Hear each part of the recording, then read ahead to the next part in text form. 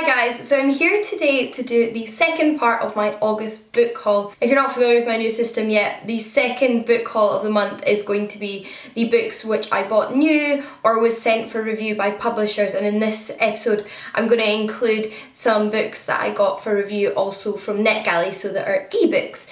But I actually realised when I was putting my books together for this video that I bought none of these. These are all review copies.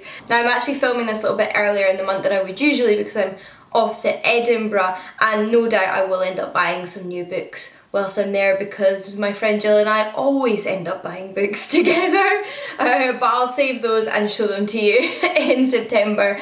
And without further ado, let's just jump straight in. So the first book wasn't actually sent to me by the publisher, but it was actually sent to me from a new subscription service, which is Words and Kisses. Now this is the first romance exclusive subscription box in the UK, and when they emailed me offering to send me one of their month's books, of course I said yes, because as you know, I've been getting into my romance recently.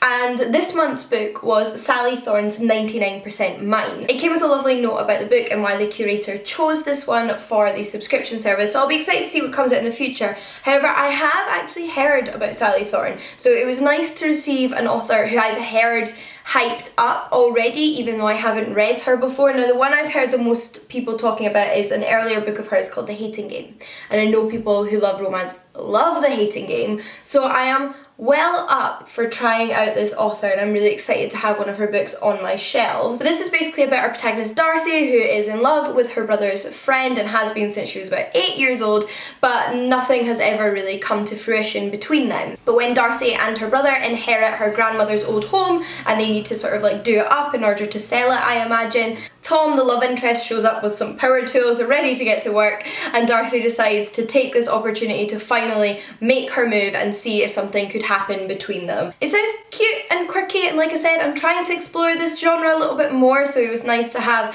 a book from it chosen for me. But the rest of these books were sent to me by the publishers. So whilst we're on the topic, I'll mention the one other romance book that I have in this haul, and that is The Wallflower Wager by Tessa Dare. These are 1800s romance novels, and I have read a few books by Tessa Dare recently and fell in love with her immediately. From my experience so far, this is exactly what I want in romance. I am loving historical romance and all of the fantastic, fierce female lead characters that Tessa Dare creates. So this one is about Lady Penelope, who has a heart of gold, takes in any injured animal, has essentially basically started a zoo in her backyard because she just wants to take care of everything. But she has a new neighbour, Duke Gabriel, who is not soft-hearted, who does not like animals, who finds her incredibly irritating and wants her to clear out the surrounding land. But Penelope only agrees to get rid of the animals if he can find individual homes for each one of them, which just sounds cute. This is a kind of hate to love romance, I imagine. Cheesy, but like, I know I love Tessa Dare's writing at this point, so I'm really excited to read her new book. The next book is a proof that was sent to me by Ace Books, and I am ridiculously excited about it. It is, of course, The Harp of Kings by Juliet Marillier. I like cannot contain myself.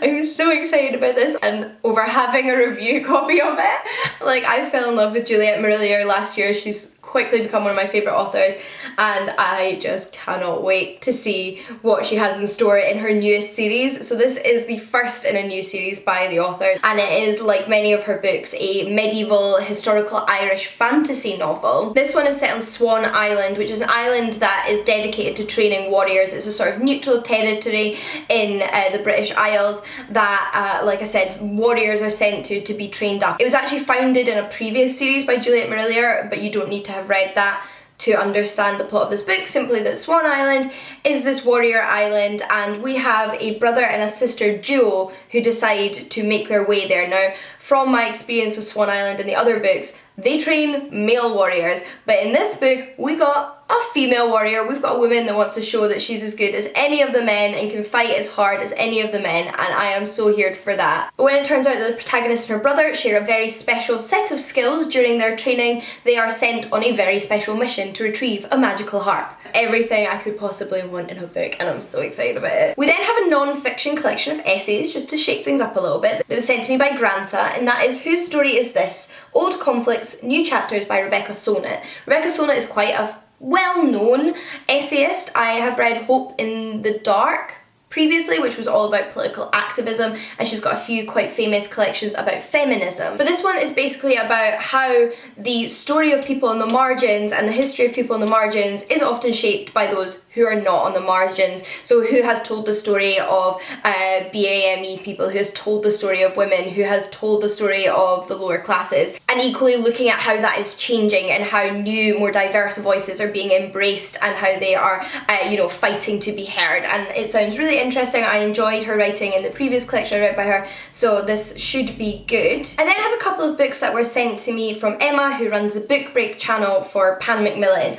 and the first one is a Picador poetry collection, and that's John Cooper Clarke's The Luckiest Guy Alive.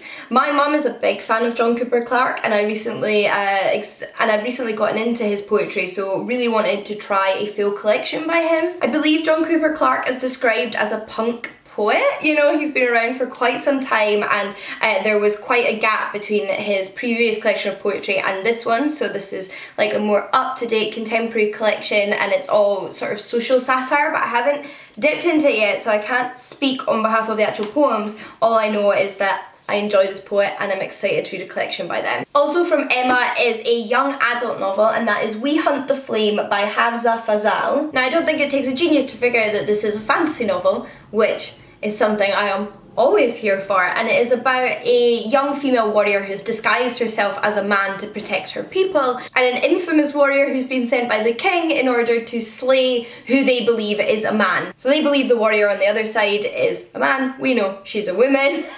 He's been sent to defeat her, but I believe something happens whilst on the hunt for a magical artifact, and they end up on the same side. This one sounds really interesting. I've been hearing some good reviews for it, so I'm excited to check it out. And on the topic of YA fantasy, I then have two books in a series. So one of those is A Curse So Dark and Lonely by Bridget Kemmerer, and then the sequel, which has just come out and I have a proof copy of here, which is called A Heart So Fierce and Broken. This one's got a nice little tie around it, but I will hold up the first in the series for you. This one is a young adult Beauty and the Beast retelling, which I believe is split across the contemporary world and a magical world. So our protagonist is a young woman with cerebral palsy who gets pulled into a magical world where the Beast character is living, and they end up teaming up to break his curse. Now, the back implies that Harper, our protagonist, is pretty much dismissed in her everyday life by the people around her, but she doesn't really have any option other than to save herself in this magical world. I think one of the most exciting things about this is that the protagonist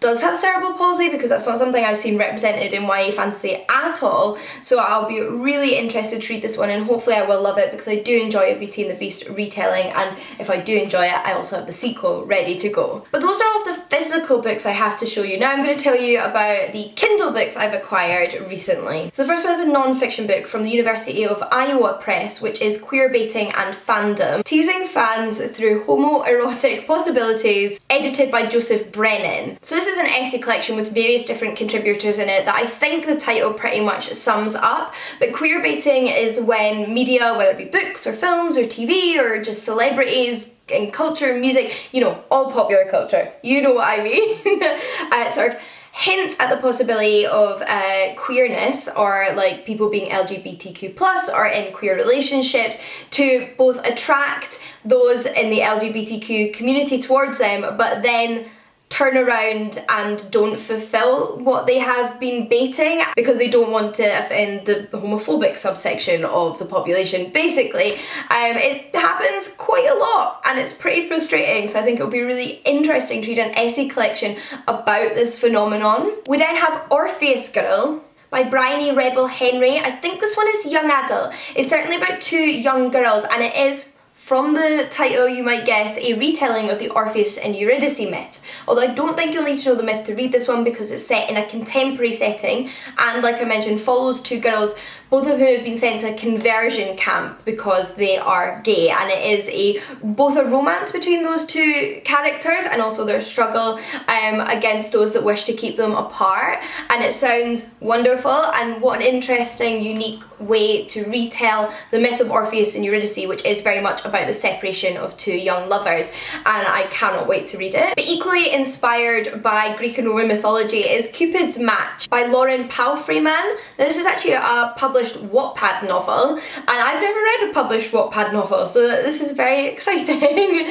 But I got a review copy on NetGalley, obviously because both I'm reading more romance recently and also it has elements of mythology in it.